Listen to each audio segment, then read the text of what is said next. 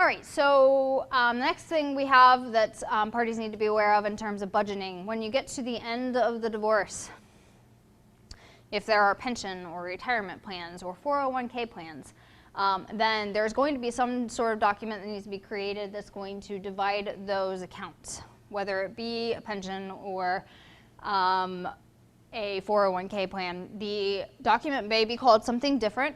In the case of a defined contribution plan or a 401k plan, the document's called, we call it a quadro for short, and that's a qualified domestic relations order. In the event that it's a pension or a different type of retirement account, it might have a different name, the document may. So in this case, the document, the qualified domestic relations order, is a document used to divide those accounts.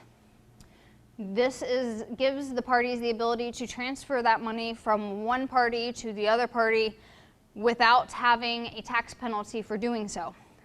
Now, if the other party wants to access that money and they actually want to take that money out, then there is going to be a tax penalty for doing so unless they've reached the qualifications for being able to take that money out without those tax consequences.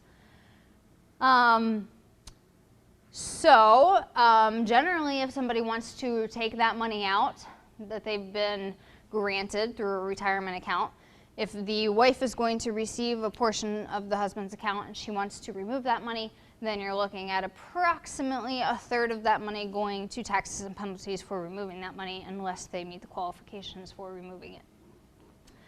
Then we have the costs of the quadro. The quadro, believe it or not, is going to be a separate fee for preparing that document. Some attorneys in the area will go ahead and prepare the document for you. Some of them won't. Some of them ask you to go to a firm that specifically prepares those documents. Generally, the cost of those documents is going to depend on what type of account is being divided and the complication of the document itself. The more complicated the document, the more expensive it's going to be. I've seen the costs of these ranging between $400 and $1,400. The defined contribution plans and the 401k plans are usually on the lower end of that scale, and then the pension plans and are on the more complicated side, and they usually cost more. Once again, this is something that can be negotiated between the parties to determine who's going to pay for the cost. If the court is going to decide this order, they generally order that both parties split the cost unless there's a reason that they decide otherwise, but generally they do. And unless the parties negotiate something else, then it's possible that both parties will have to split the cost of that.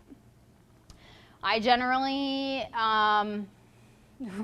ask my clients to get started on that quickly, because even if you get started on it quickly after the divorce is over, it's still probably going to take about 3 months to get access to that account, and I've seen it take a lot longer. It's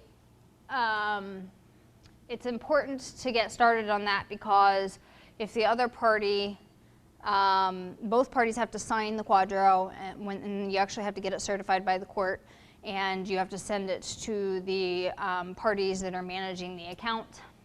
And I've had cases where one of the parties disappears and we're not able to get their signature on the quadro because they didn't decide to do the quadro until 20 years after their divorce. So the husband doesn't know where the wife is to get it signed.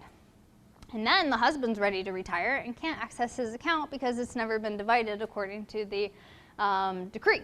So we usually recommend that clients can ask their attorneys to actually get that document prepared along with the decree so that there's no hold up on that.